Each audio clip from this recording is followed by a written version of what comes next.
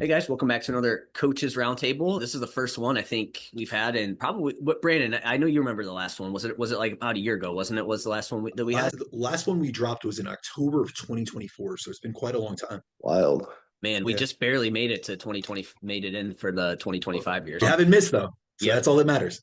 each of you guys have been. We've done individual podcasts and everything like that over the last couple months there. So yeah, it's been a little while. It's good to get you guys back on. We got some good topics to chat about today. Looking forward to dive into those. But first, we'll just do a little catch up here on this. Jeremiah, we'll start with you, man. Anything been going on the last couple months that you've had going on or anything like that?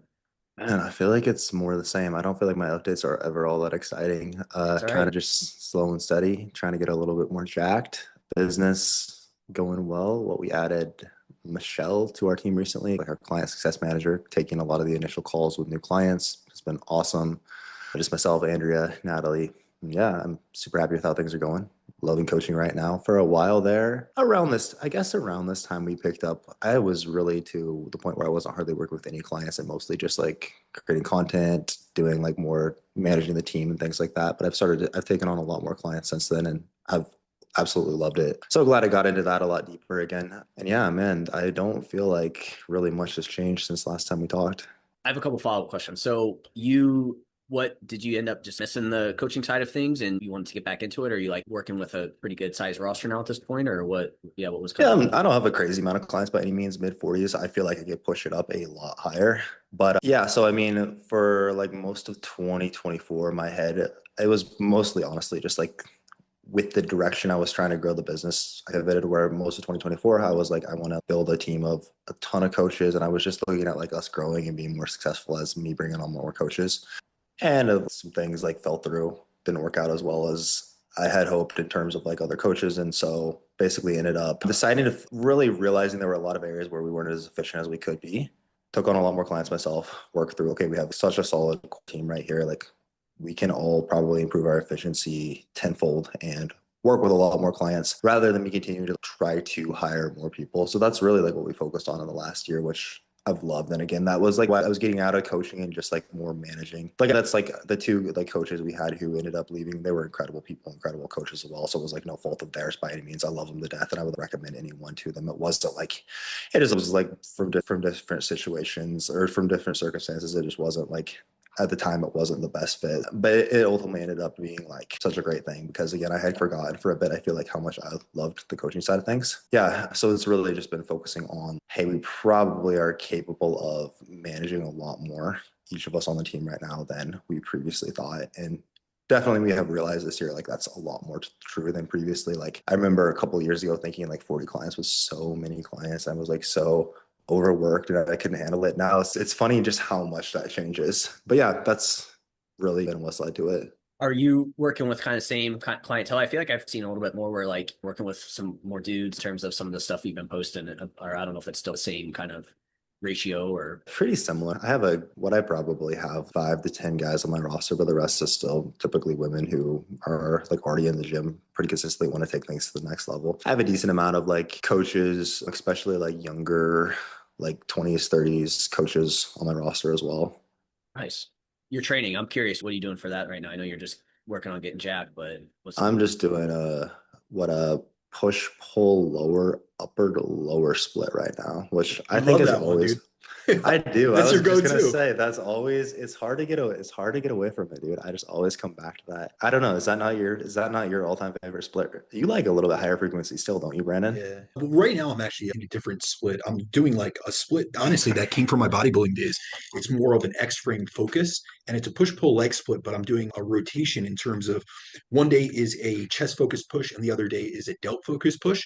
Okay. And I'm really trying to, my delts are something I need to bring back with. I'm really working on upper back, things of that sort, just to bring a more like tapered physique that I had when I once competed. So I am utilizing a 6 day push pull leg split, but I say it's push pull legs, but it's so, if you really looked at the split, it would be chest focus with a little bit of delts. Then there's a pull day with back and biceps.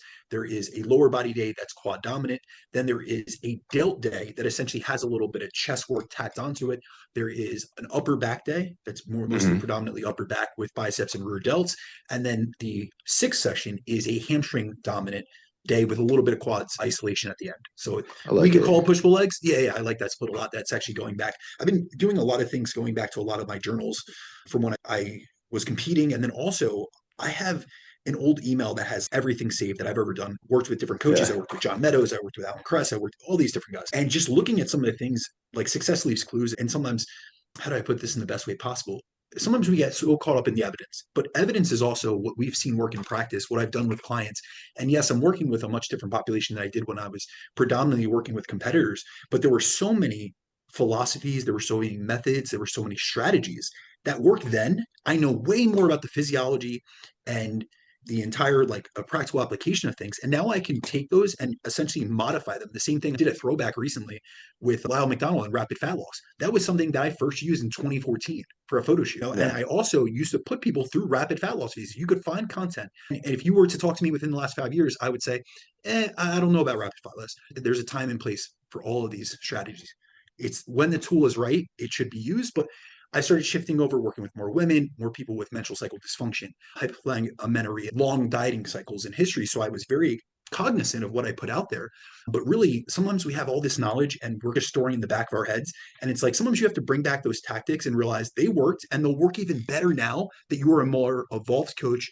You're more empathetic. You have better. Huge thing for me is just having better emotional intelligence, like really auto-regulating things, not only based on someone's biology and their biofeedback, but also their emotional status based on their stress levels, their allostatic load, things of that sort. Where if I go 10 years ago, I didn't really have to worry about that with competitors. So it's really just evolving as time goes on, but not getting too caught up in the evidence. I still read research like it's going out of style, but I think a lot of people within our space, they only think evidence-based as it's just the latest research study, and then they change everything to length and partials. I've had private conversations with both of you guys, and I was not jumping on that bandwagon in terms of all length and partial movements. Like we used to utilize it. Jeremiah, within your own programming, I put length and partials, but it was at the end. That was all you programmed. As a set extender. Don't I'm play. just messing with you. As a That's set not extender. true. Yeah, but then right. I also brought it back to something that I utilized with Dr. Scott Stevenson in fortitude training. I would have you do weighted holds, which comes from DC stretching. And so there are a lot of these things within exercise, within nutrition, within supplementation. They have life cycles, and they're popular 1 minute, and then a few years later they go the way of the dinosaur, and then they got brought back up. And it's, let's not forget the evidence we have. I have case files on all these different things like rapid fat loss and different strategies that I can go back to and look at and say, all right, how can I modify this method and update it for who I am now as an involved individual, having been doing this for 15 years. Yeah, those. Go ahead. That 6-day split, is that like a 7-day microcycle, or is that longer? Yeah, it's a 7-day microcycle. So essentially, I'm going just 1 day off per week, but I pulled back on some of the volume. So I push volume very heavily. It's funny. One of my old training partners, you guys familiar with a guy named Kyle Wilkes? He was Nick Walker's coach for the Olympics. Yeah. Big on social media right now because they just had a split. Kyle Wilkes was actually my training partner when I was competing. And so it's funny, I had a conversation with him recently. He has his own podcast now as well. And I made a comment to him and I said, dude, I went through some of our old training journals recently. And like, we're talking 2017 to 2019 when we trained together, and I was very focused on competing. And we were doing like 40 sets per session, like just 3-hour long session, just trash. Like I used to have to take, and halfway, we went to a gym that was quite far away from where I was living. It was about an hour commute. And halfway through the commute, if my legs hadn't cramped already, I would have to take a rest to stretch first and foremost at the rest stop that was 30 minutes into this hour trip back home, or I would take a nap. I was that just fatigued. I was trashed day in and day out. So I've taken a similar split that I used to use during that time. That was a 6-day per week split, but I'm looking at more smart and targeted and recoverable volume. So we're talking about doing, say, 6 to 8 sets on chest rather than 15 to 20 sets as I used to do. Back days, which is a big emphasis of mine right now, is 10 sets at max per session. So I'm looking at about 20 weekly sets for back. I'm looking at around 12 to 16 sets for chest. Delts, I always utilize a higher frequency and a higher volume for them because obviously we have multiple heads of the delts, but probably in totality 20 sets. And we're talking really my emphasis is on rear and side delts. Arms are at a lower volume, say 12 to 14 sets, working sets per week.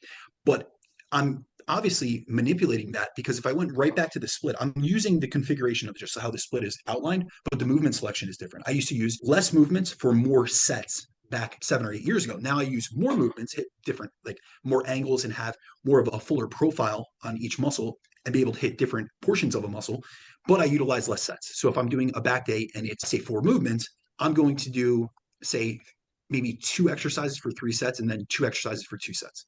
instead of I used to do, to be honest with you guys, it used to be like 3 or 4 exercises, but I do 5 or 6 sets per exercise. So I was really racking up the volume, to say the least. So it's a deviation from things. Also, I think that at this point, I'm 20 years in the training. I'm sure you guys can relate to this. There are many things that we've seen work.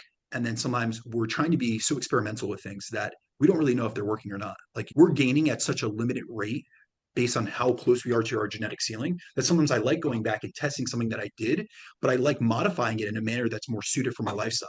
I work 12 to 14 hours a day. I can't train 40 sets per workout. I don't have the time, nor do I have the desire, to be honest with you guys. So it's not only am I doing this for optimal results, it's also doing it, programming this and really customizing this in a manner that's keeping in consideration my lifestyle constraints, my stress level, the other responsibilities I have. I am not the most important physique athlete in my world anymore. If we went back then, I coached many people, but I'll be honest, I was a selfish bodybuilder. It was my prep over everything. And that was why at one point when I got someone that was at the Olympia level and I had an athlete at that precipice of the highest level in the sport, and I saw this guy make his dream a reality, I had to take a step back and say, dude, you're a much better coach. This is a conversation with myself. You're a much better coach than you will ever be an athlete. And so stop being selfish and putting your prep over other people. You were able to get someone to this high of a level, but you will not be able to, you will not have these opportunities if you continue prioritizing yourself. And that's really made me a more selfless person, more reflective individual, and just a better human being in general. Yeah, I'm going back to some of my old bodybuilding ways in certain aspects in terms of training, but definitely not in terms of the way I prioritize things in my life. Jerry, I know you asked about the microcycle. I know that's something that I've seen you post about recently, was expanded it out to not necessarily just 7 days anymore. You've expanded it out, I think, to like what, maybe 8 to 9 days in terms of the microcycle, and kind of thinking of it from that standpoint. I have a decent amount of clients who are like they've been with me. I think of one guy specifically who's been with me for 6 years now. And the entire time he's really only wanted to train 3 days a week. And we're of course running into, and like typically it's around like 50-ish minutes is also the time cap for each of those sessions.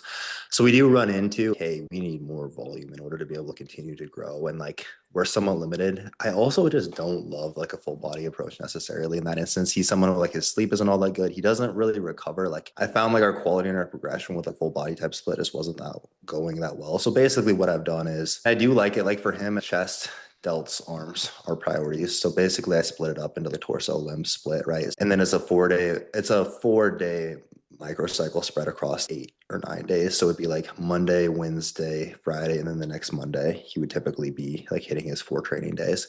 So that allows us to, of course, we have like our upper body day, but because we're not training arms, we can get in a good amount of quality work for his chest, delts, back in pretty limited time. And then really for him, like lower body is a bare minimum. I probably have him doing more lower body work than he wants to at the moment, but we're able to really go into that next session, like train his arms. He's quite fresh as well. We can really get a good stimulus there. And I have like that. I have a decent amount of, or like, I have a couple clients as well who are really wanting to prioritize lower body, like women really wanting to prioritize lower body, which I also find if you're pushing, like if we really want to push lower hard, again, like your recovery capacity is somewhat limited. So that I do really like a glutes and quads, and then hamstrings and upper, like quite similar, and spreading it out like that. So we're touching on lower body every time we train. A lot of times people split it up like glutes and hams and then quads, which I don't personally think makes quite as much sense because there's so much overlap between your glute training and your quad training. If you're going to do a compound movement for your glutes, if we're going to do like a split squat or a reverse lunge or something, there's going to be a decent amount of overlap there. Whereas the quads, like, of course, are going to help stabilize like your hip joint, your knee joint. But we're not really going to, unless we're doing like an RDL, of course. But if we're starting like our next day, if we do a decent amount of like quad and glute work one day, and then the next day we start it with 3 to 4 sets of seated leg curl, for example. Not a big deal. We're pretty fresh for that. And then we can get our upper body work in as well. But I've really been liking, for some clients, I've used that split and I've found it to work quite well. Yeah, it's interesting to think how we think we just need to make it 7 days, but you can obviously push it out if you need to. And there's no rule that it has to be within 7 days. It's just the calendar that we work with. I know for me, I like having the 7-day calendar. I do, but yeah. I just like knowing that, okay, Monday, this is what I'm doing. I just very routine based like that. So I like that. So I feel like I would always have a tough time doing that, but I can also see the benefit, especially if someone doesn't really care about that. But to go back to what you said about the full body, that was something that I've been doing I switched it now, but I was doing that for a little while. And dude, I did it years ago with like I think before you and I met, and like I would do from like Mind Pump, I do the full body. their program, you know what I'm talking about? Yeah. And I was like, oh man, this is the greatest thing ever. And then I went away from it for a while. And I did recently go back to not that for Mind Pump, but I did a full body routine. And man, that was definitely like, it was fine for a little bit. And I do the flexibility for, say, Gen Pop kind of clients and stuff like that. Cause you can, if they miss a session, it's not like they're missing an entire muscle group or anything like that. Like I think for people like that aren't super as consistent as we are with training, it could be a good setup for a little while. But for me, man, dude, those sessions would just last way too long for me. And I was doing like RDLs in the middle of my workout and I was like dreading that. And it was just like, dude, I was starting to not like it. So I switched away from that. But again, the sessions take a while. And like you said, from a recovery standpoint, it's a lot to squeeze into one session potentially as well. Yeah. I mean, even for the lower body, if I'm going to do RDLs, I'm going to do a decent amount of prep work prior to that, like warming up for it, my workout sets to that, like even that. And then I gonna do at least a bit of that for upper body work as well. That's personally, I just really don't like full body sessions just for myself, similar to what you expressed there. So yeah, I'm on the same page with you. One full body. So I've done many iterations of full body training, but one that I liked was more of, say, a full body push and a full body pull. So it'd be like interior muscle groups. So I would do push movements in terms of chest, delts, triceps, and quads. And then on my opposite day, so the secondary day, would be a full body pull, which would be back, rear delts, hamstrings. And then if I did additional glute work, I would do it like that. And I found that to be pretty advantageous for people because it helps them to really not isolate, but essentially prioritize certain muscle groups on each day and they don't feel as overwhelmed by the concept. Sometimes I notice from a psychological standpoint, when I tell someone they're training full body and there's like a squat pattern in a day, or there's a squat pattern one day, a leg press another day, and there's some major compound movements, especially, they get a little bit overwhelmed. And we start hearing, especially in today's society where everyone is so petrified about fatigue and they don't even understand fatigue mechanisms. It's so ironic because I did a mentorship with Chris Beardsley back in the day, and I would have never expected that he would do a podcast and people would just mis-extrapolate so many of the things he said over the years. But regardless, find that it helps people to just be able to swallow it and get on board with it a little bit better. Yeah. What was I going to say? Brandon, I know you were talking about your delt, like you have the delt specific day. Is that like how many different like kind of exercises are you doing for your delts on that day that's a little bit more delt focused? Yeah, so usually what I'm doing is I'm focusing on like a stabilized movement. So what I really like, I have access to a bunch of different gyms. So actually, Jeremiah, we haven't caught up on this, but I actually moved out of Nashville just last month. So now I live in a different portion of Tennessee. I won't name it so no one comes and finds me out in Nashville. What's your address? What's your address? I will post it into the show link or the show notes. But I have access to a ton of different gyms now, which are much better. There was a few corporate gyms in my nearby area that I was living in Nashville, but I just really love the gyms that they have out here. And so I belong to a Gold's Gym. There is a UFC gym right down the street. There's a Crunch Fitness, all these different gyms all over the place. But I really like the Gold's Gym, and that I grew up training in a gym that was very similar to that. And so I do a machine lateral raise to lead with side delt work first on that delt dominant day. And I'll usually do two variations. So I'll do a machine lateral and then I'll also do like a cable lateral for that delt dominant day. Now on the other day, which is it's an upper chest priority day, that I will also lead with machine laterals, but with less sets. So in totality, I'm usually doing between 6 to 8 sets on that delt dominant day for side delts, whereas I'm doing 3 to 4 sets just on the push dominant day, essentially. Just trying to essentially get a good amount of stimulus and prioritization on certain muscle groups throughout the course of the week, but without it impairing my performance. So for instance, even on the push day, I lead with that machine lateral raise, but it's 3 or 4 sets. It's not something that's going to induce so much fatigue. And there's really no crossover that I'm able to go to a high incline press or to a 30-degree incline dumbbell press, which is what is my preference as a upper chest bias movement. And I'm able to still hit top numbers that I would even if I had led with that movement first. So really what I'm trying to do is get as much stimulus as possible on these different muscle groups, but also make sure that there's not overlapping fatigue that is impairing my ability to get stronger, to progressively overload, to add reps or sets over, or add reps or load over time. I'm similar to you. I do the delts 3 times a week as well too. I just find that's one that I feel like I can increase the frequency on and hit that a little bit more just because I feel like my delts really don't typically get super sore there. 100%. And then obviously even with like dumbbell lateral raises being in the shortened position, I feel like they also don't necessarily get super sore with those as well too. Jeremiah, you have a lateral raise machine as well too, don't you? Do you have one at your house? I thought I saw maybe or not. I sold it. It's constantly rotating what the gym equipment I have. So you got rid of it? I know. I think I sold that and a couple other things that I have, like the Strive, the old version of Prime incline press now, which is nice. Yeah. But at my garages, I have a single car garage and I have everything on wheels now, and I have to wheel like 3 pieces out to train in there It's a problem. I need a bigger garage now. That's interesting. I love that. I was gonna say, I feel like you are always changing up. Like you got, I'm like, man, when the hell did he get that thing?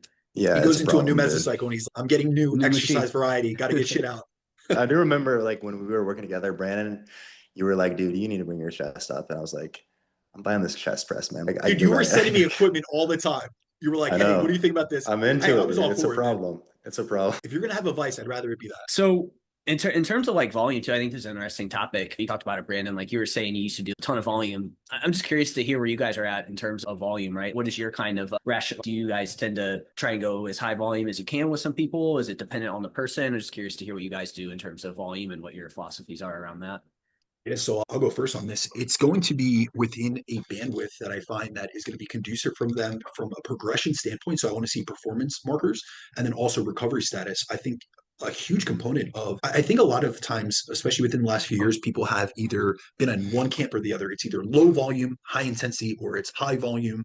And the people that are proponents of high volume say that they train really hard, and those that are against high volume will say, oh, they're leaving a bunch of reps in reserve. And so, not here to take any camps, but I think there's a time and place for all different clientele and then also different personality types and preferences.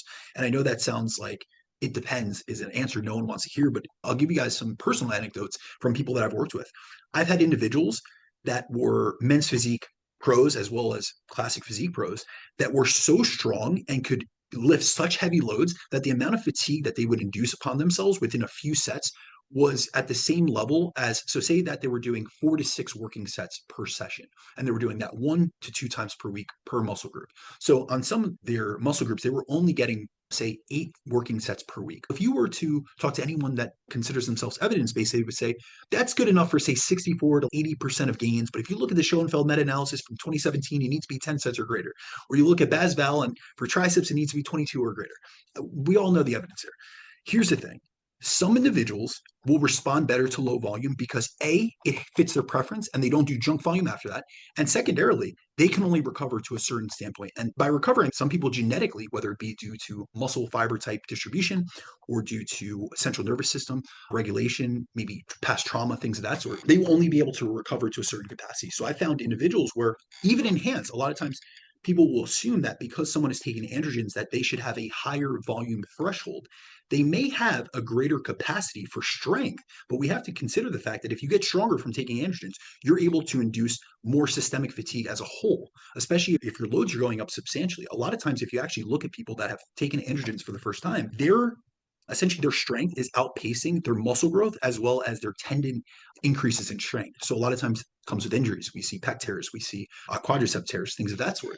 And so really when it comes down to it, it's really finding a base. I really like essentially running a baseline on someone and looking at a moderate level of volume and seeing, is this person responding and still each and every week coming back with performance increases? They're also recovering substantially and they want more in terms of they want to do more, both from a preference perspective, but also from a motivational standpoint. That's a huge component. If someone's at a threshold where they're making modest gains, but they have absolutely no desire to be in the gym any longer, they don't like training to any further of an extent, it doesn't matter if it would be optimal for me to increase their volume by 20%, because a study in 2020 said that increasing by 20% led to substantial increases in muscle fiber cross-sectional area. So I think that we really have to consider that there is no golden number. There is no exact amount of sets per week that is not only applicable to everyone, but also applicable to the same person throughout their entire life course of training. You can get stronger. Say someone like a Brian Borstein. We can argue right now that Brian's probably not increasing muscle substantially. He's now in his early 40s, but the guy trains like a fucking monster. So regardless, he is creating a substantial amount of stimulus, a sufficient stimulus to maintain a great amount of muscle mass on his frame.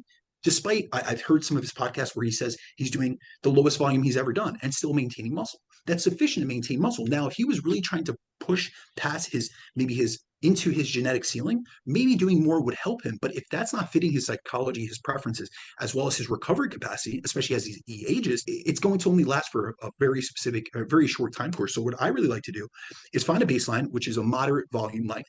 And then I personally will run specialization cycles. This is something that I did with Jeremiah many times, and I do this with many of my clients. And we will focus on usually one larger muscle group and one smaller muscle group. So I'll give you guys a great example.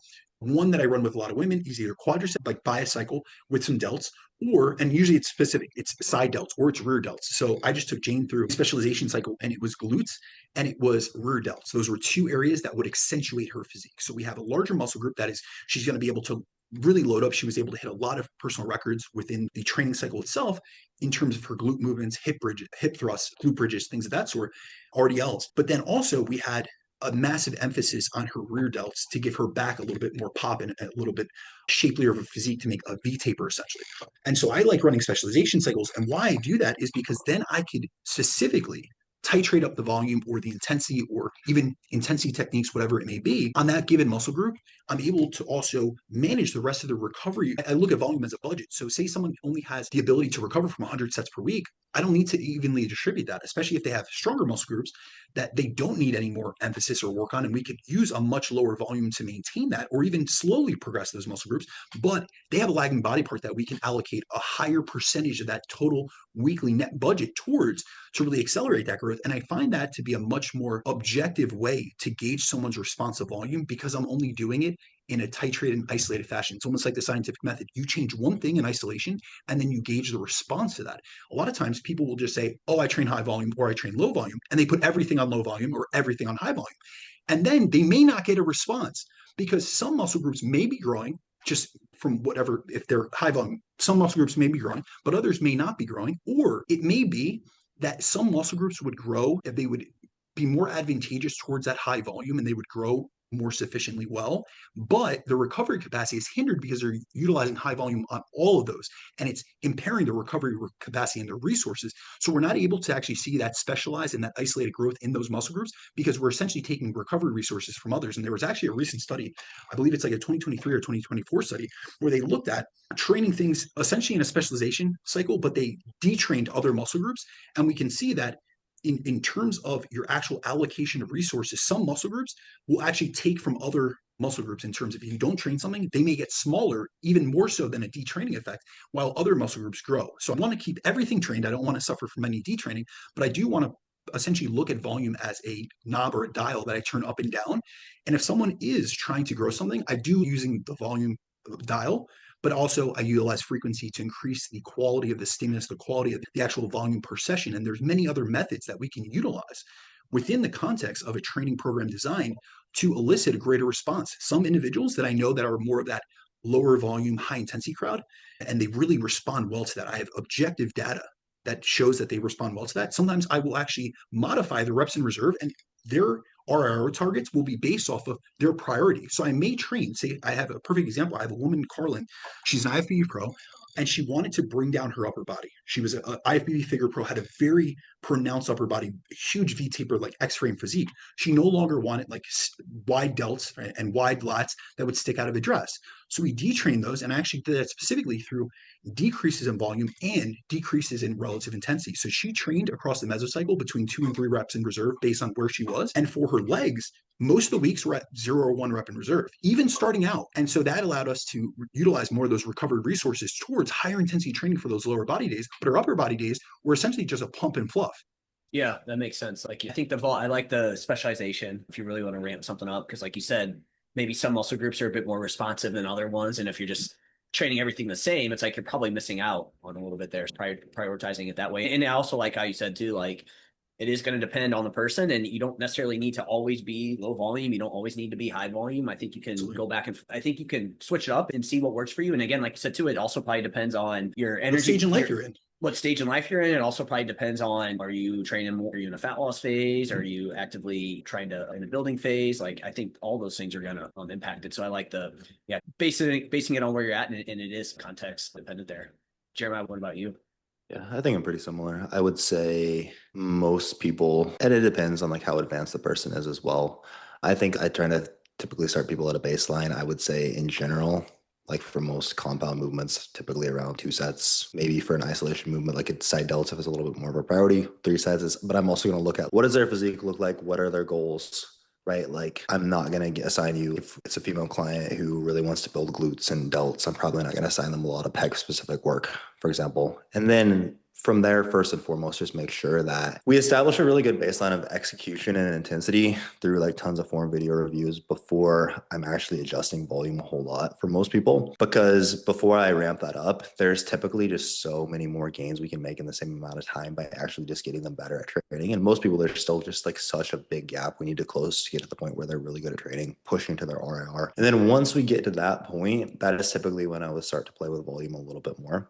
But like Brandon said, it will never just be like linear, hey, we're just going to add across the board, right? I'm not going to add 3 more sets to your pack work if that's not a priority for us. So I'm going to look at what are priority muscle groups, because really there, if we have like for, let's say, 4-ish direct sets of biceps, 4-ish direct sets of triceps per week for someone who's not, it's not a huge priority for, we're really like learning to just train. And again, like maybe like lower body and delts are a big priority for us, right?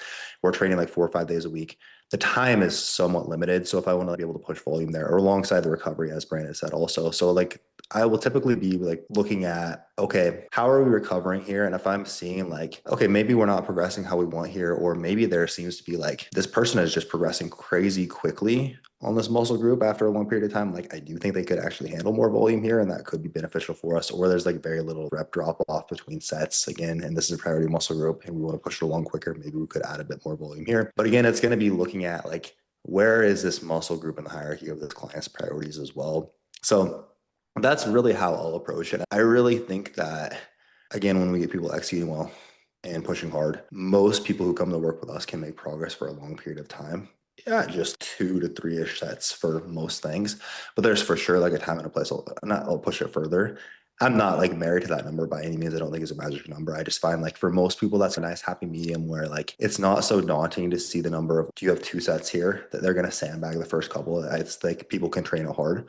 On the flip side, I do have some clients where it's like, hey, dude, we've been working together like 8 months. And I have yet to see one training video of you past like pushing past like 4 hours. So I actually am now going to assign like a little bit more volume for our priority muscle groups to make up for the fact that we're just not really good at pushing hard. I'm going to keep trying to get us there because rather we can still train harder. But yeah, I think that our approaches are very similar. And I've of course learned a ton from Brandon. So in a way, like I use like, to a lesser degree, I would say, but I use the specialization approach as well, where there's typically, I'm almost always going to ask someone for their top 2 priority muscle groups and make sure I'm considering that with like where I'm biasing volume and as a whole, kind of the structure of the program.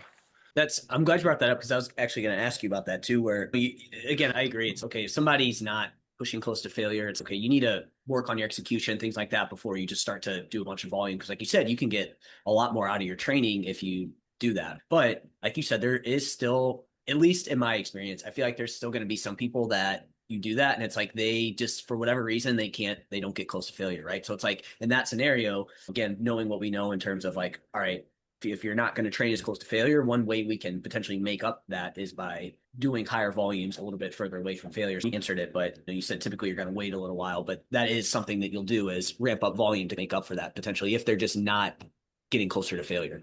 I think there is a camp that is really loud about the low volume crowd. And I would agree with Brandon in that I just don't think that works. That I will say personally, I don't think like an extremely low volume approach works well for me. And I've seen the same with a lot of clients. And there's like you'll know. And I think the people who are big proponents of it must have worked quite well for them. But I think there's a lot more variability. Brandon, I don't think you're someone either who like responds well to an extremely low volume, if I'm correct. No, I've tried it and I've done it with high level bodybuilders that have literally left me in the fucking dirt. And I will tell you that despite the fact that I was pushing as hard as possible, I was the strongest I've ever been utilizing a lower volume approach. Yeah. It was more of a strength based. I always saw it as we were more so focused on progress, strength progressions, and progressive overload that we were overlooking the fact that we need a sufficient amount of volume to actually stimulate and put enough mechanical tension on the specific muscle fibers to grow them. And so I will say this, there are certain individuals that I have utilized lower volume with, and it's actually based on their natural proclivities. So I've worked with a lot of, actually, when I first started coaching, I worked with a lot of collegiate athletes, and I had certain both clients as well as friends of mine that I coached and that I trained. And they were such high level football players, NCAA, D1, Division One, running backs, and things of that sort. I also had a roommate that I used to train with who was a national champion wrestler that went to Penn State to wrestle and actually is a professional MMA fighter now. He was not someone that would benefit from high volume because he put every single last drop into that set. And any set after that first, we used to do essentially like a top set back off, which is something I really like still to this day. I really like a lower rep top set, say between 5 to 7 or 5 to 8 reps, really get that, essentially get full motor unit recruitment, and then back off to say a 10 to 15, or even to, if I did a 5 to 7, maybe an 8 to 12, and just lower the load a little bit and really focus on strong contractions, slow eccentrics, and really controlled movement. But I want people to get the fuck after it after that first set. The issue with that is that most people that we coach now, I am not, yes, I still have professional physique athletes on my roster, but I'm coaching lifestyle clients. And I have to realize that every set isn't amounting to as much as my physique athletes or my former collegiate athletes. You have to look at someone's, and this is, I do a very extensive intake. And a lot of times you have to look at their background. What have they done? What have they responded well to? But also, what was their athletic background? If I have someone that was a high level athlete, they know how to push themselves, whether it be in a sprint interval. There's been many clients that I've actually, they didn't know what 0 reps in reserve was, or pushing to maximum capacity. And I didn't teach them in a set of back squats. I taught them on a spin bike or doing hit sprints to really show them this is you at maximum capacity. You should feel like you're almost dead. And so I really think that for the average person, we may not be able to get that out of them. And I also have to recalibrate my own standards and realize that may not be something that's conducive for them. I'm working with a lot of people that are between 40 and 50 at this point. They're coming to me with a long injury history. So I have to take that into consideration. Sometimes the dial that I'm using is more volume or more sets for that specific body part that we're looking to bring up, because I need to get enough of a stimulus. And they may not be able to get it by doing 2 to 3 sets at 0 RRR, because they are unable to gauge 0 RRR.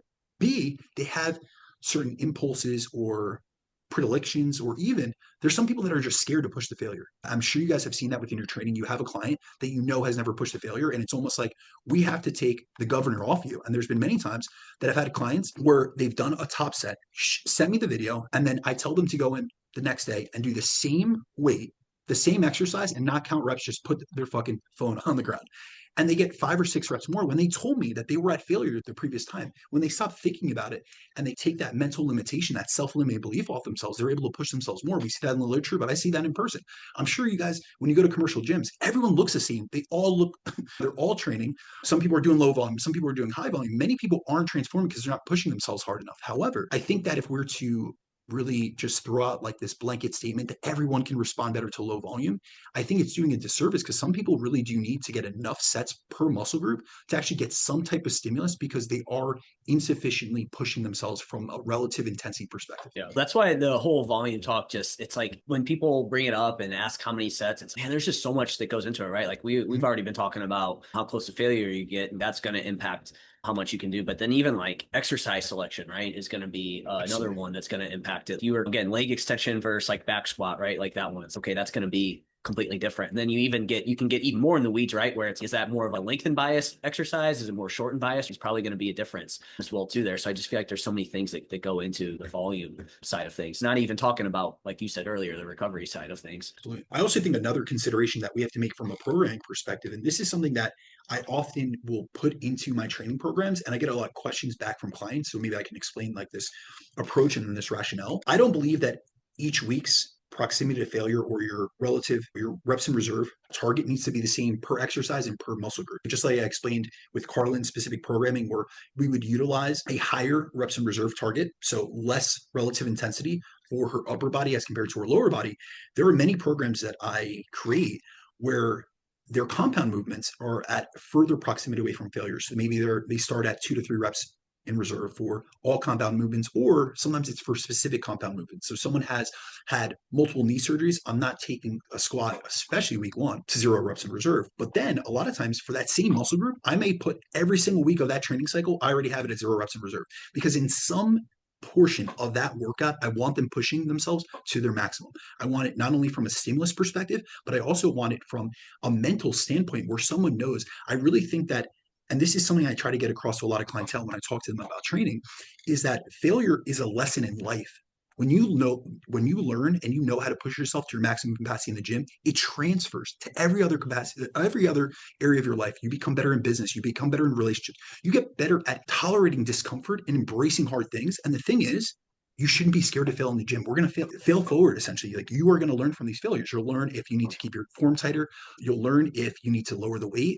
It's not something to be scared of. But I also find that based on the clientele that I'm working with now, it's much easier and more palpable for those individuals to know, all right, for these compound movements, say it's a bent over row. we're not going to go to failure that first week, but I'm going to take those bicep curls to the fucking house. And it's like, you got to push in some capacity and really learn what that is. Yeah, no, I agree. You definitely need to learn how to, if you've never done it, you don't really know how much more you have in there. 100%. I feel like most people, again, when it comes to like how much volume someone should do, again, if someone's like a physique competitor or they're bodybuilder and that's what they do, it's okay. They can have, that's what their whole life revolves around. Whereas I feel like most people, their bottleneck is going to end up being some sort of lifestyle recovery issue bottleneck that like they don't even like time as well too, right? Those are things that are going to get in the way to where it's, and that comes back to what you were saying earlier, Jared, too, of, hey, we want to work on the execution and the, again, getting closer to failure because you're going to get more out of that and you're able to get more out of less because again, most people the recovery side of things are going to end up being the bottleneck to them even being able to do more. Whereas again, people that are bodybuilders, like that's their whole life. And to get to that next level and to have that much muscle, they need to obviously have everything and going in their direction for that. So yeah. Any follow-ups on the volume talk? I don't think so. Let's talk about things that we've changed our mind on in terms of, I know, Brandon, this is the question you got. So what are some topics you have changed your mind on over your coaching career? Brandon, I'll throw it to you. If I know you brought this one up, so I don't know if you had maybe one that you want to go over first, and then we can go through a couple that we have on our lists. Yeah, absolutely. This is a great question. It was, what are the topics, the approaches, or just like the general things that we've changed our mind about as coaches? And one of the biggest things I've changed my mind on is the actual potential for someone to experience or achieve body recomposition. And I mean that across a wide breadth of clientele. So for a long time, I honestly didn't believe body recomposition was something that most people could achieve. And I think that was largely really clouded by the fact that earlier in my career, I worked with a lot of like advanced physique athletes and competitors. And at that level, recomp is much less likely. They're usually already close to their genetic ceiling. They're very lean. Their training is dialed in. And any progress that they're going to make takes very targeted programming and very specific periodization. So that is where the whole model, if we think about it, of bulking and cutting comes from, or what I would refer to now as lean building phase and fat loss phase. But as I've expanded my coaching into more lifestyle clients and I've gotten more experience working with different body types, different sexes, different training histories, and then different levels of advancement, I've honestly seen firsthand that almost anyone can recomp to some degree when the big rocks are aligned. And I think that this, like when we discuss this, and I'm sure you guys will be able to relate to this, but the audience especially, I think a lot of the confusion, there's a lot of like black and white speaking or talk, essentially dichotomous thinking about body recomposition. And I think this confusion comes from people thinking recomposition only means gaining muscle and losing fat at the same time. But if we actually think about it logically, and we look at even the literature about it, there's multiple forms of body recomposition. You can lose fat while gaining muscle. You can lose fat while maintaining all your muscle, so a very successful fat loss phase, or you could have a really great lean building phase where you gain muscle with minimal or no fat gain. And so all three of those fit the definition of body recomposition because you've improved your lean mass to fat mass ratio and you're improving how your physique looks, even if the scale doesn't show something dramatic, whether it be precipitous weight gain or weight loss. And so I used to think that the only people who could recomp to a significant degree were new trainees. And I wasn't seeing them because I wasn't working with brand new beginners, those that were coming off, say, an injury or overweight individuals. But over the last few years, I've been able to recomp so many of my clients that have been training for years that it's really shifted my way of thinking. I think one thing that has just seeing this in practice has really changed my mind about is how we define experience level. Nowadays, I'm not just looking at experience level in terms of actual training age, like what someone lists on an intake form or tells me in a consultation, hey, I've been training X number of years. I'm looking at experience level in fitness as a whole. So I'm looking about their skills in following a nutrition plan, their skills in tracking, logging their workouts, their execution in the gym, how their lifestyle factors are aligned, what's their sleep like, what's their stress management like. And to be honest with you guys, most clients that come to me do not have every single one of these dialed in and aligned and thus can recomp. So I now consider anyone who has never had a truly optimized program to be able to recomp significantly. And I found that even those with 5 to 10 years in the gym still have major holes in their approach. And that could be any aspect. So it could be in their approach to nutrition, their approach to training, supplementation, and lifestyle. And so when you dial in one of those, multiple ones of those, I really find that a lot of people can lose fat and gain muscle. And then another thing that comes into consideration that I have to share personally is that one of the reasons I think I'm seeing recomp so much more commonly now in 2025 than I did, say, in 2013 when I started, or even just 10 years ago, is when I first started coaching online, the prominence of HRT wasn't really there. You couldn't go to online clinics. A lot of people were, even if they were down regulated from a sex hormone perspective, they were not able to get hormone replacement unless they were in their late 40s or their early 50s. And that's just not the case in today's society. The pandemic literally changed the game on that. And for many, HRT can be honestly a game changer. And I've seen countless times with clients who went from having suboptimal hormone levels and then they got just on a replacement therapy. I'm not talking about an actual anabolic androgenic steroid cycle. I'm talking about replacement therapy to replete what was deficient, whether that be testosterone, that be estradiol, that be progesterone, that be growth hormone, that be thyroid. I've seen people make gains like it's newbie gains. And so that is another thing that I've really changed my mind about, not only the ability to recomp, but also factors that need to be taken into consideration and little modifying factors that we can change, we can manipulate that will have really expeditious progress. And I like to get it across to many people that come to me that have the goal of recomp, or they have the opposite mentality where they think that recomp isn't viable for them because they've been training X number of years. Hey, I heard that within 4 to 5 years, I've maxed out my natural gains. You've been training like a child for 4 to 5 years. Like you have never dialed things in. You eat like literally a high schooler. You're under consuming protein. You have micronutrient deficiencies, and you're hormonally suboptimal. And there's so many vectors that we can dial in that will lead someone to be in a more conducive position to be able to recomp.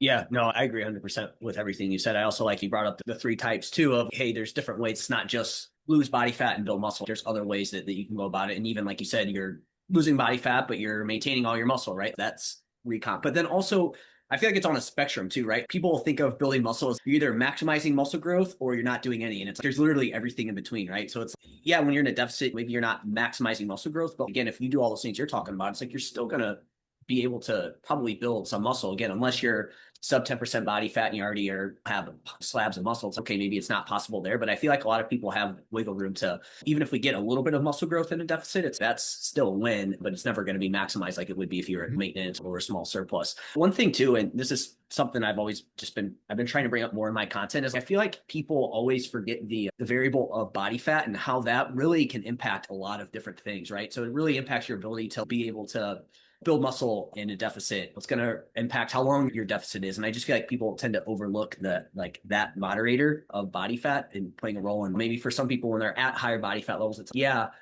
being in a surplus might be the best, like most conducive to maximizing muscle growth, but you also have a lot of stored energy on your body. And it's like, you can get away with not having to push a surplus. And so I think people forget about the importance of body fat levels. And on top of it, to go back to what you said, I feel like this happens more so with men, but men tend to think we're like way leaner than what we are. And a lot of guys think they're like 10% body fat, but they're really like 15 to 20%. And it's okay, you're not going to lose any muscle. And then two, it's like, you have a big runway here to probably recomp a bit as well too. Just a few things I want to add, but like you said, the lifestyle stuff I feel is huge. There's so much wiggle room there to where most people are going to have multiple things that are not in check, that they have a lot of wiggle room to dial in to get more out of what they're currently doing. So 100%. I think that needs to be really taken into consideration. I think that a lot of times we are unable to be objective with ourselves. I see this many times with clients, even when I've coached other coaches, and I coach many other coaches currently. It's very hard for us to be objective with ourselves. We're either our harshest critic or we let ourselves off on a lot of things and potentially make excuses, or we turn a blind eye, maybe because we're busy or we're overwhelmed or whatever it may be. There are areas in every single one of our lives, including myself, that I'm a very disciplined person, very schedule oriented, very dialed in, that we can improve upon, that can maximize our physique progress. Whether we decide to take and do that and take that opportunity up is on each of us as individuals. However, I will say this: at the time that I was thinking that body recomposition wasn't possible, even in advanced trainees, there wasn't any literature on it. Actually, it wasn't until 2020 where a review by Bair came out that body recomposition was even introduced into the vernacular of the actual scientific literature. So that's first thing. But second thing is, I was working with people that were year-round bodybuilders and that weren't recomping because they were going from, say, 12 to 15% body fat at the start of a fat loss phase. They had every single thing dialed in. They were getting peeled to 5% body fat. Once you cross that threshold of, say, 9 to 10% body fat, it's very difficult to continue gaining muscle. So at some point within that, and there's actually a great review that Brad Schoenfeld's an author on, where they look at the time course of a contest prep. I think it was a 24-week contest prep. And the individual, he's a natural bodybuilder. He, on a high level one at that, a national level natural bodybuilder, he was gaining tissue in the beginning of his prep. And then towards the end, once he got below 6% body fat, it was a precipitous loss in lean mass. Now, we can argue if that's glycogen, if that's water, whatever it may be, but that was registered on a DEXA scan. And at that time, I was only working with people that were dialed in year round. But the fact of the matter is, most people aren't, first and foremost. And then, second of all, I also now know and have worked with bodybuilders that are more so lifestyle bodybuilders, meaning that when they're not in prep, they're not dialed in. They're eating free meals, they're going out more often, they're training less. So maybe they go from a frequency of 5 to 6 days a week of training and very dialed in nutrition, hitting maximizing their muscle protein synthetic response, making sure they're having protein every 2 to 3 hours, whatever it may be. And then they have more of a lackadaisical approach to the off season. And they just want to balance life in that perspective. They have children and they only compete because it's a hobby of theirs. Now in 2025 and within the last few years, I've seen those individuals recomp, despite the fact that they're not obese, they're not newbies to training, they're not detrained, none of those things. It's the fact that there's many variables that they only dial in during the course of a contest prep.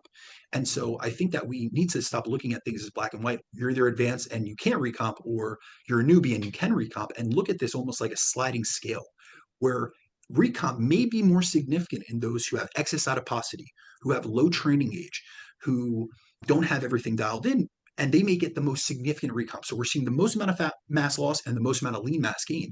But there are individuals, including people on us three as podcasters and people that are fitness professionals, that in some context or some chapter in our lives, we would be able to recomp as well. I think too, one thing we didn't hit on and maybe did a little bit was like the importance of, we talk about the lifestyle, but even training, right? Like Jerry, you talked about like the importance of dialing in execution. I'm sure you guys have seen a lot of people that have been training for years, and maybe you did hit on this, Brandon, I don't know for sure, but it's like they have so much room to grow in terms of their execution and exercise selection and programming that's like a huge variable as well too, that can change some of that. So Jerry, we didn't hear your thoughts on this. I want to hear your thoughts on any of this. Anything you want to add? No, I fully agree. I think that what I find for most people is, of course, like getting leaner is a huge part of it. I work with a decent amount of people who are already fairly lean, and you hit the nail on the head, Jeff, with getting them training better. It's almost always, hey, maybe they've been working with another coach or like their coach themselves. This is like the most popular demographic I see, where like we can actually just still crush a really impressive recomp because there's so much left on the table in terms of like better exercise selection, way better execution, and just actually pushing harder in your training, which they're just being exposed to so much more stimulus for building new tissue than they have before. I think we work with people who have a decent amount of body fat to lose too, but with a leaner population, there's almost everyone has so much more potential to build muscle than they realize. That's what I think that like nutrition is an area that needs to improve for a lot of people as well. But I feel like I work with a lot of coaches who like have a pretty decent grasp on nutrition, but the training just isn't there nearly as much as they initially think, which is super fun because then again, like there's so much potential to build muscle. Yeah, 100%. A lot of people, sorry, I don't know if you guys can hear my dog barking or not, but yeah, no, I feel like a lot of people when they're like, yeah, I've been building muscle for a while. So, man, I just feel like whether it just be, again, the training is, again, not very good, or they're changing things up all the time, whatever it may be. It's just, there's a lot that somebody can dial in there. And that's a huge part of it, right? Like being able to train and build muscle is going to be a huge part of body recomp. And obviously fat loss is hard, but building muscle is, we can all agree, is a lot tougher and a longer of a process as well too. So everyone probably needs to do as much as they can to build that. Cool. Jared, do you have anything that you've changed your mind on or anything that you want to hit on? Man, I had so many things that came to mind here. I would say one of the big ones was calorie surpluses and how much they're actually going to support our muscle growth and like how large that surplus needs to be. I remember for a long time, even like I think 2020, 2021, when I was coaching, it was like, all right, you don't have a whole lot of muscle. We're going to take you through a building phase and you're going to have to be okay with gaining like 20-ish pounds as we go up. Maybe not 20 pounds, but like we're for sure going to get fluffier. And we're going to be okay with it. We're going to make sure we're in like a 500, 400, 500 calorie surplus, and just super unnecessary. And where's that more conducive to growth, especially again with those same people. Like back then I wasn't doing nearly as much as I do in terms of reviewing their training and making sure that's coming along, especially when we're just like, that's I think a big mistake most people make when it comes to trying to build is they think that the more food is a driver for more muscle growth, which it isn't, right? Food in itself doesn't cause muscle growth. It creates like us being in a slight surplus is going to create an environment that's potentially a little bit more conducive to muscle growth. I think muscle protein synthesis is going to be a little bit higher. Am I correct on that, Brandon? Slightly higher, right? We actually only have literature looking at maintenance and then deficit condition. So we see maximum, as far as the literature is concerned right now, we see between a 17 to 27% decrease in muscle protein synthesis rates at baseline and going into a deficit. And then they're rescued essentially through going back to maintenance or through resistance training plus high protein intake. And so I don't believe we have any studies that are looking from an enzymatic or a muscle biopsy perspective, MPS rates in a surplus. The closest one to that would have been the Eric Helms lean bulking study that came out in 2023 or 2024, but they did not look at muscle protein synthetic rates. And they actually saw really no difference between the maintenance condition, the 5% surplus condition, the 15% surplus condition. Now, there's some confounding variables in there because there was a little bit mixed distribution in terms of the groups, in terms of who was in 5%, who was in 15%, and the actual net surplus achieved. But in totality, the only muscle group that they saw an increase in actual girths, it was girth measurement, was biceps when being in a surplus, but that was also the muscle group that was trained most, and it also had an increase in body fat percentage. So really, we can almost maximize things at maintenance. I think from a practical perspective, we want to be in a slight surplus because if you're at maintenance and you're targeting that, we know that maintenance is a range. And so if you're 200 calories up and over or below, you could be in a deficit some days and actually decreasing muscle protein synthetic rates. So I think that just from a practical coaching perspective, from an accuracy perspective, it's more advantageous to just to put someone in a slight surplus. So it's not as they feel like they have to nail maintenance, but also we're trying to cover the fact that there are going to be times that your energy expenditure increases, whether that be due to the gain of lean mass, due to need increases from being in a surplus, or just from a higher, essentially, energy output through activity. And we want to make sure that they're at least covered, their bases are covered. Yeah. Very well put. And that's typically what I'm telling people as well as I want to get you like at the very top of maintenance, potentially a slight surplus, but I'm not too attached to like us seeing any specific rate of gain. I do over time want to slowly see things trending up, but also, hey, we may, again, as you said, Brandon, a lot of times what we'll see is people have a lot more potential to recomp than we think. So, hey, we're seeing body composition is improving. You're consistently getting stronger. Your biofeedback is good. Your hunger is low. I don't really care if your weight isn't going up because we're seeing everything else trend in the way we want. That's another tied into the same. I was very much, we need to be gaining X amount of body weight per week, every week, which I really don't care about that at all anymore. I find for whatever reason, it seems like with males, that rate of gain is a little bit more connected to their, I don't know why that is, but for women, I find it seems to matter a whole lot less. Like we can make crazy progress and scale doesn't go up a whole lot. I find for like, when I'm talking like more advanced, whereas for more men, again, it does seem like we do need to push that scale to actually go up a little bit quicker and a little bit more consistently. I'm still not pushing for anything crazy quick. But yeah, I would say that's one of the biggest things. I can think of so many things, but that was the first thing that kind of came to mind. Can I jump in here again too? I think this comes back to what I said earlier. I think, again, the body fat levels I feel like are super important in this process, right? Because obviously if someone, is 10% body fat, let's take a minute. I do think you are going to want to drive up weight a little bit for that person. But then I think once you get to a certain level of body fat, whatever that is for each person, I feel like, if you're, like you said, Jeremiah, it's like at that point you're gonna push like performance, biofeedback, how's that going? And I feel like you can sit in that range for a bit longer. And then even if you're even higher body fat than that, I feel again you don't necessarily need to push that surplus because again you have that stored energy on your body. But as Brandon said, you do also want to be careful where you can get into that. You got to be careful with now you're dipping into a deficit a bit too often. But again, I still come back to I think body fat being like super important in that process. To the recon point as well, that is one thing.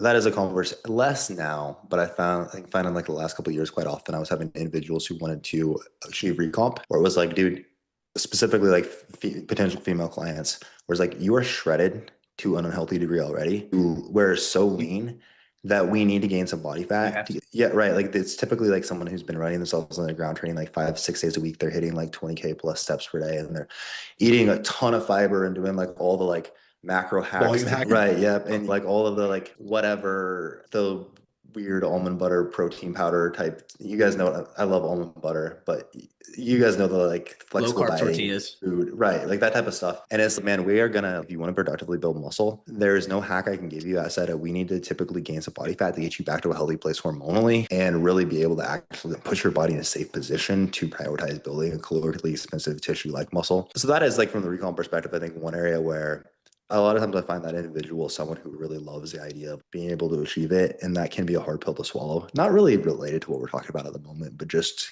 reminded me of that point. Yeah.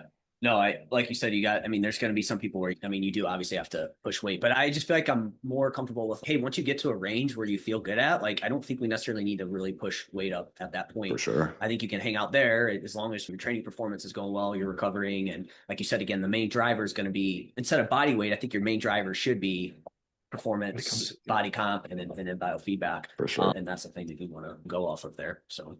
Absolutely. Cool. So I'll pick mine. I had a few as well too. So I guess one thing is fasted training, right? Like I feel, again, not from a fat loss necessarily per se, but I do feel like there's some unique benefits to being able to do some sort of like light exercise in the fasted state. I just think from a metabolic flexibility standpoint and just even insulin sensitivity standpoint, I feel like there are some unique benefits from throwing some of that in versus being like, oh, you have to go into your training well fueled every single time, right? I think if you are really trying to drive performance, you obviously do want to make sure you're fueled, but I do think there's some benefits of that. And then Jeremiah, I think even you've made this post before, but like maybe even deep into somebody's pretty lean, like maybe doing some fasted cardio potentially could be helpful from that perspective.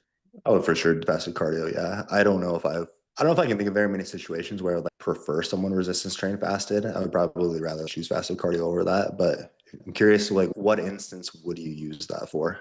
Or are you What? just talking like fasted cardio, like fasted training?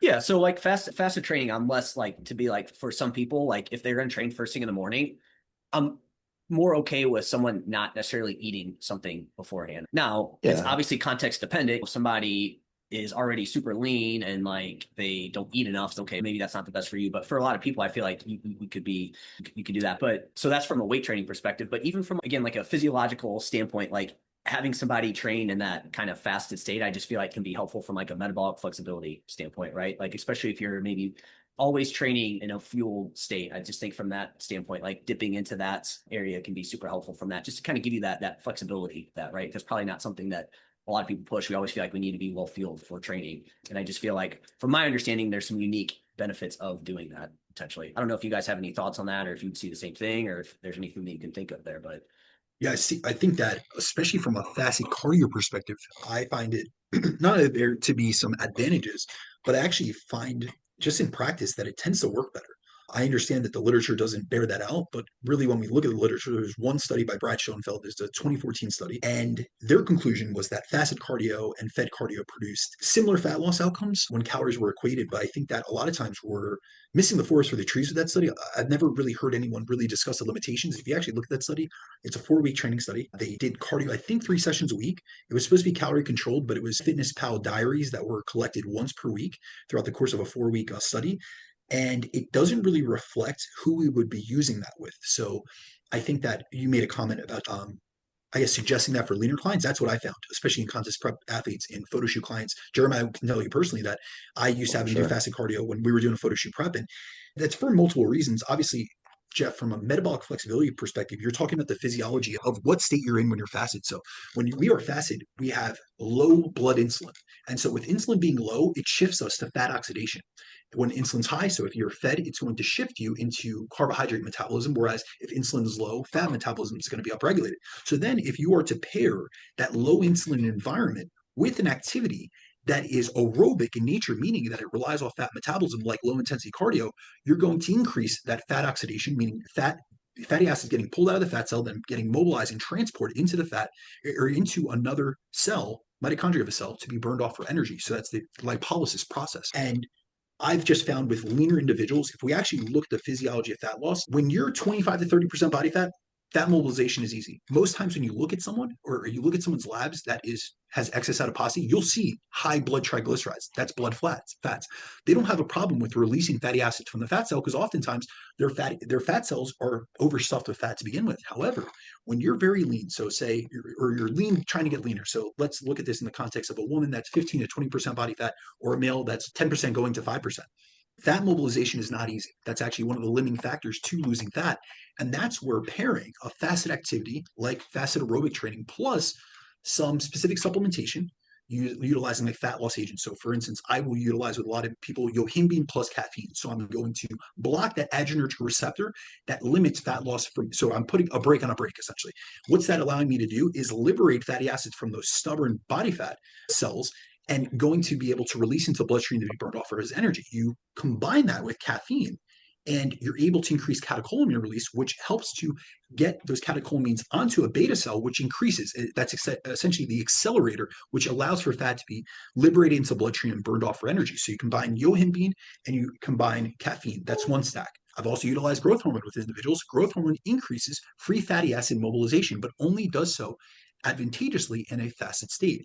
if you look at the conditions in which some of these specific fat loss agents or compounds work, they're blunted by the effects of insulin. So if you actually look at the literature, the only studies that see fat loss are where they are done or they're taken in a fasted state, whereas there are studies that show a massive increase in catecholamine release, and then it's blunted as soon as they eat. So you actually don't get that advantageous benefit. So I do think that there's a massive case for fasted cardio, not only from a physiological perspective, where you're getting better fatty acid mobilization, you're getting the enhanced effects of lipolytic agents if you're using a caffeine or even a carnitine, which helps with the actual transportation and getting the fat into the mitochondria of the cell to be burned off for energy. But also, if we think about it from a practical and like adherence perspective, a lot of times I have clients that if I didn't do it fast, if I didn't put it fasted, they weren't getting it done. It also sets up their day in a productive way. I have a full cardio crew. If you guys ever look, it's 4 a.m. every single day. I'm posting my walks or my fasted cardio session, and I have a bunch of clients that do the same thing. It just sets up your day in a productive way, but you can also leverage those effects. There are also insulin sensitizing effects like you hit on, Jeff. So you're getting the benefit of increased fatty acid mobilization and burning off of those fatty acids. So the oxidation process, you're getting the advantage of, if you're going to take these supplements, might as well take them when they're most advantageous and beneficial for the actual result you're looking for, which is enhanced fat loss. And then also like that scheduling and alignment of your day.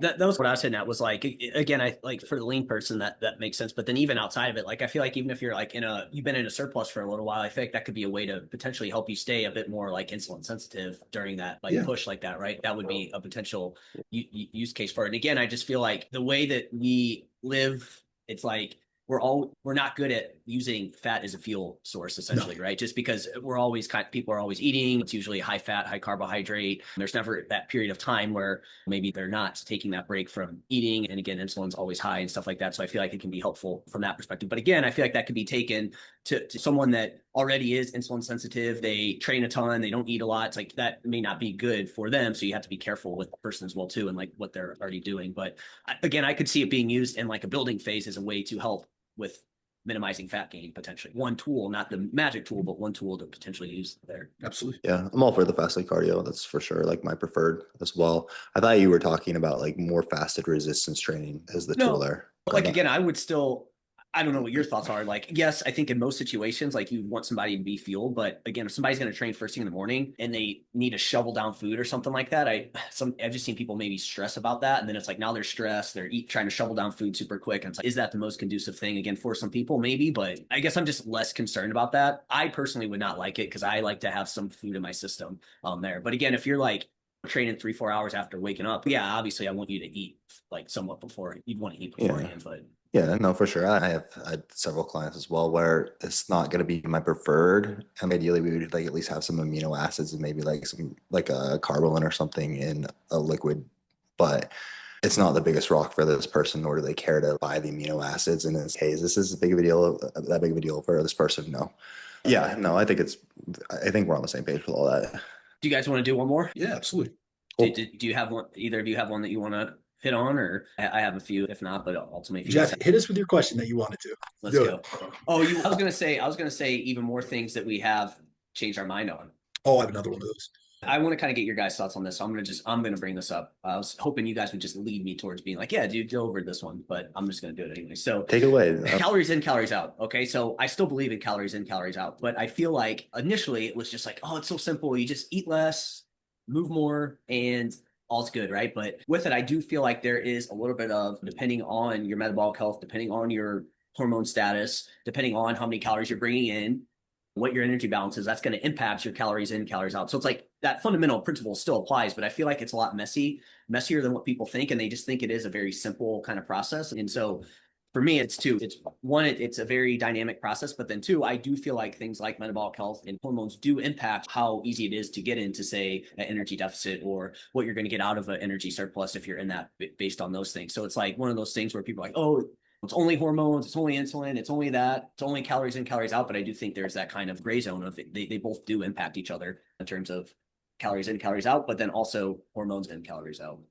Yeah, I think this is a conversation that takes a lot of context. And I think that oftentimes it's much easier to just side with one camp. So you may be the CECO camp or you could be the hormones camp. It makes it much easier to be decisive and to be concise in your delivery of information, when in actuality, we have to realize that these are intrinsic factors that they interact with one another. It's the same thing as where people look at energy balance and they only look at energy intake without considering energy expenditure, or vice versa. These are interacting variables that are intrinsically linked and they affect one another. So it's not that. So I'm going to give you guys an example. I don't know if you've heard this, but within the women's health space, there's been a lot of content creators, including, some people with PhDs that claim that women, especially in the perimenopause to menopausal transition, no longer respond to calorie deficits the same as men of the same age groups, to say between 40 and 55, because of kisspeptin signaling. Now, this is based off mechanistic rodent literature that shows that mice, when they have a knockout in the kisspeptin receptor where they don't have sufficient signaling being able to dock to a receptor, that it will lead to adiposity, to fat gain essentially, and to an inability to lose weight.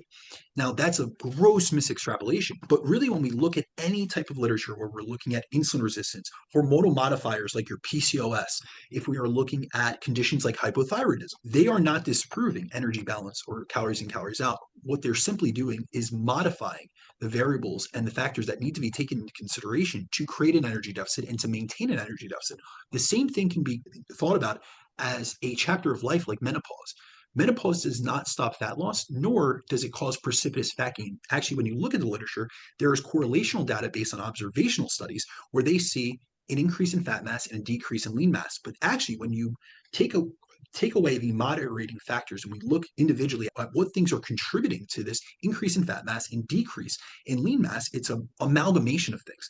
So it is not that their metabolism is decreasing. We don't see that until 63 and over, which is based on the Ponzer 2021 study. We see that they're spontaneously reducing their activity levels, so a decrease in NEAT. They're generally having a higher stress portion of life. This is where kids are starting to leave the home. They're in the highest position in their corporate structure, career structure. They're really at a very driven point in their lives, but with that comes a lot of additional stress, a lot of additional alcohol intake. And they're also suffering from other different conditions and symptomology based due to menopause. So hot flashes, night sweats, poor disturbances in sleep quality leading to poor sleep.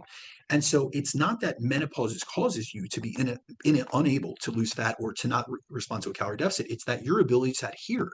And so the practical perspective or the practical application of these things are now being hindered. The same thing can be said about hormones. I have hypothyroidism.